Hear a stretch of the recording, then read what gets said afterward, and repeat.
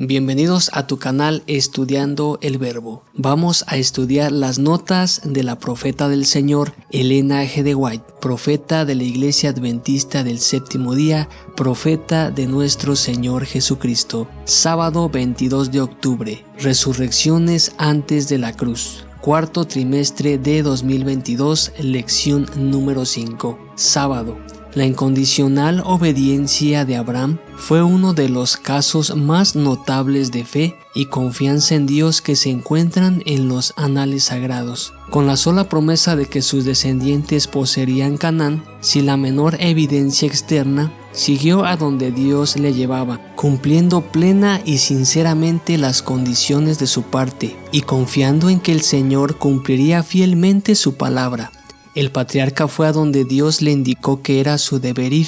Pasó por el desierto sin terror, vivió entre las naciones idólatras con el único pensamiento: Dios habló, obedezco su voz, Él me guiará y me protegerá. Testimonios para la Iglesia, tomo 4, página 516. Todos los seres creados viven por la voluntad y el poder de Dios. Son recipientes de la vida del Hijo de Dios. No importa cuán capaces y talentosos sean, no importa cuán amplias sean sus capacidades, son provistos con la vida que procede de la fuente de toda vida. Él es el manantial, la fuente de vida, solo el único que tiene inmortalidad, que mora en la luz y vida. Podía decir: tengo poder para ponerla a mi vida y tengo poder para volverla a tomar. Domingo 23 de octubre, la resurrección de Moisés.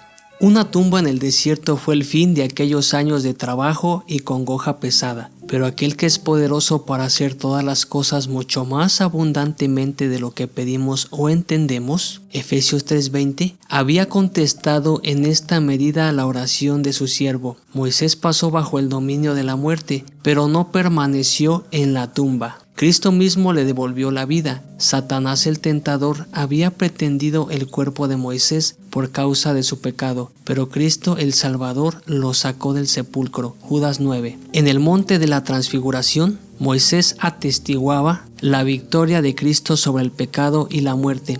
Representaba a aquellos que saldrán del sepulcro en la resurrección de los justos.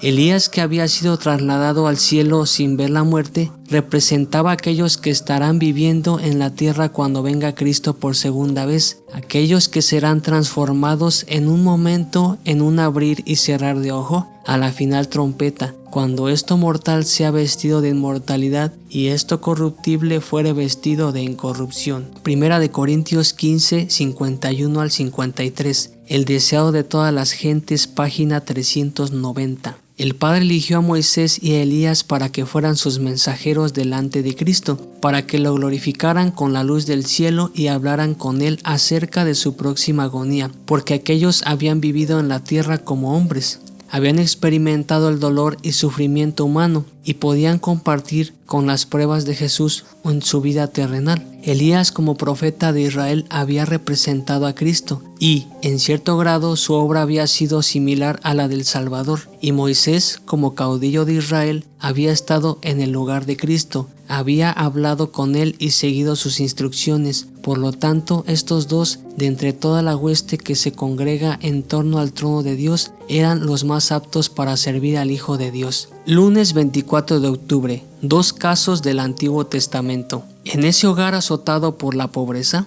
el hambre apremiaba y la escasa pitanza parecía a punto de agotarse. La llegada de Elías en el mismo día en que la viuda temía verse obligada a renunciar a la lucha para sustentar a su vida, probó hasta lo sumo la fe de ella en el poder de Dios viviente para proveerle lo que necesitaba. Pero aún en su extrema necesidad reveló su fe cumpliendo la petición del forastero que solicitaba compartir con ella su último bocado. La viuda de Sarepta compartió su poco alimento con Elías y en pago fue preservada su vida y la de su hijo. Y a todos los que, en el tiempo de prueba y escasez, dan simpatía y ayuda a los más menesterosos, Dios ha prometido una gran bendición. Conflicto y valor, página 202. Conflicto y valor, página 206. La madre no se quedó conforme hasta que Eliseo la acompañó. Declaró: vive Jehová y vive tu alma que no te dejaré. Él entonces se levantó y siguióla. Cuando llegaron a la casa, Eliseo entró al aposento donde estaba el niño muerto. cerró la puerta sobre ambos y oró a Jehová. Después subió y echóse sobre el niño, poniendo su boca sobre él, sobre la boca de él, y sus ojos sobre sus ojos, y sus manos sobre las manos suyas. Así se tendió sobre él, y calentóse la carne del joven. Volviéndose luego, paseóse por la casa a una parte y a otra, y después subió y tendióse sobre él, y el joven estornudó 7 veces y abrió sus ojos. Así fue recompensada la fe de esta mujer. Cristo, el gran dador de la vida, le devolvió a su hijo. Así también serán recompensados sus fieles. Martes 25 de octubre. El hijo de la viuda de Naín. Vuestro compasivo Salvador y Redentor os observa con amor y simpatía, listo para oír vuestras oraciones y prestarnos la ayuda que necesitamos. Conoce las cargas que pesan sobre el corazón de cada madre y es su mejor amigo en toda emergencia. Sus brazos eternos sostienen a la madre fiel y temerosa de Dios. Cuando estuvo en la tierra tuvo una madre que luchó con la pobreza y sufrió muchas ansiedades y perplejidades. Así que él simpatiza con toda madre cristiana en sus congojas y ansiedades. Aquel Salvador que emprendió un largo viaje con el propósito de aliviar el corazón ansioso de una mujer cuya hija era poseída de un mal espíritu, oirá las oraciones de la madre y bendecirá a sus hijos. El que devolvió a la viuda a su único hijo cuando era llevado a la sepultura, se conmueve hoy ante la desgracia de la madre enlutada. El que hoy es el mejor amigo de la mujer y está dispuesto a ayudarle en todas las relaciones de la vida. El que estuvo al lado de la apesumbrada madre cerca de la puerta de Naín, vela con toda persona que llora junto a un ataúd, se conmueve de la simpatía por nuestro pesar. Su corazón, que amó y se compadeció, es un corazón que invariable ternura tiene. Su palabra que resucitó a los muertos no es menos eficaz ahora que cuando se dirigió al joven de Naín. Él dice: toda potestad me es dada en el cielo y en la tierra. Mateo 28:18. Ese poder no ha sido disminuido por el transcurso de los años, ni agotado por la incesante actividad de su rebosante gracia. Para todos los que creen en él es todavía un Salvador viviente, el deseado de todas las gentes, página 286. Cuando nuestro noble hijo Enrique falleció a la edad de 16 años, cuando nuestro dulce cantor fue llevado a la tumba y ya no pudimos escuchar más sus canciones en la mañana, nuestro hogar quedó muy solitario. Ambos padres y los 2 hijos que quedaron sentimos el golpe intensamente, pero Dios nos consoló en medio de nuestra aflicción y con fe y valor continuamos adelante con la obra que Él nos había asignado, abrigando la luminosa esperanza de aquel día. En ese mundo donde no habrá más muerte ni dolor,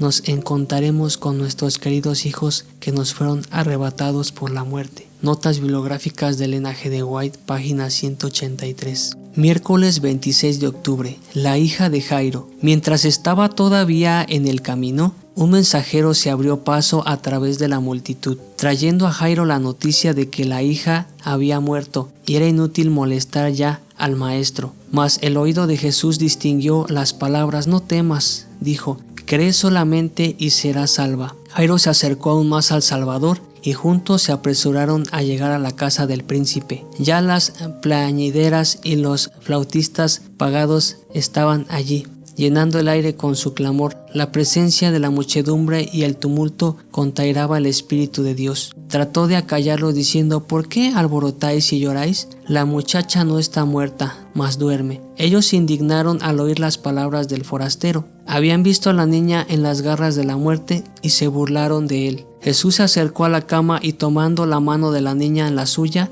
pronunció suavemente en el idioma familiar del hogar las palabras siguientes: muchacha, a ti te digo, levántate. Instantáneamente un temblor pasó por el cuerpo inconsciente. El pulso de la vida volvió a latir. Los labios se entreabrieron con una sonrisa. Los ojos se abrieron como si ella despertase del sueño, y la niña miró con asombro al grupo que la rodeaba. Se levantó y sus padres la estrecharon en sus brazos llorando de alegría. Jueves 27 de octubre. Lázaro. Cristo no tenía solamente que pensar en los amados de Betania, tenía que tomar en cuenta la preparación de sus discípulos. Habían de ser sus representantes en el mundo. para que las bendiciones del Padre abarcaran a todos. Por causa de ellos permitió que Lázaro muriera. Si lo hubiera restaurado de la enfermedad a la salud, el milagro, que es la evidencia más positiva de su carácter divino, no hubiera sido realizado. Si Cristo hubiera estado en la pieza del enfermo, Lázaro no habría muerto, porque Satanás no hubiera tenido poder sobre él. En presencia del dador de la vida, la muerte no hubiera lanzado su dardo contra Lázaro. Cristo permitió que Lázaro pasara al dominio de la muerte, y las doloridas hermanas vieron cómo su hermano yacía en la tumba. Cristo sabía que al contemplar el rostro de su querido hermano, su fe en el Redentor sería duramente probada. De este modo estaba podando las ramas para que dieran más fruto. Sabía que debido a la lucha por la cual estaban pasando, su fe resplandecería con un mayor poder.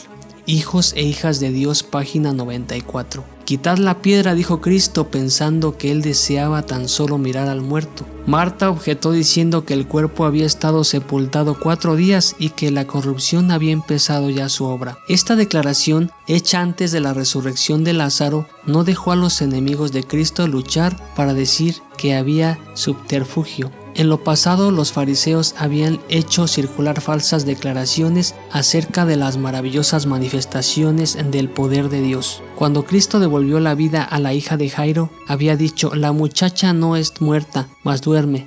Marcos 5:39. Como ella había estado enferma tan solo por un corto tiempo y fue resucitada inmediatamente después de su muerte, los fariseos declararon que la niña no había muerto, que Cristo mismo había dicho que estaba tan solo dormida. Habían tratado de dar la impresión de que Cristo no podía sanar a los enfermos, que habían engañado en sus milagros. Pero en este caso nadie podía negar que Lázaro había muerto. El deseo de todas las gentes, página 491-492. Viernes 28 de octubre. Puesto que Cristo es uno con el Padre, igual a él, podía hacer expiación por la transgresión y salvar al hombre, no en sus pecados, sino de sus pecados. Las palabras dirigidas a los fieles del Señor: venid benditos de mi Padre, dice Cristo, heredad del reino preparado para vosotros desde la fundación del mundo. Entonces la hueste de los redimidos eleva un coro triunfante: ¿dónde está, oh muerte, tu aguijón? ¿Dónde, oh sepulcro, tu victoria?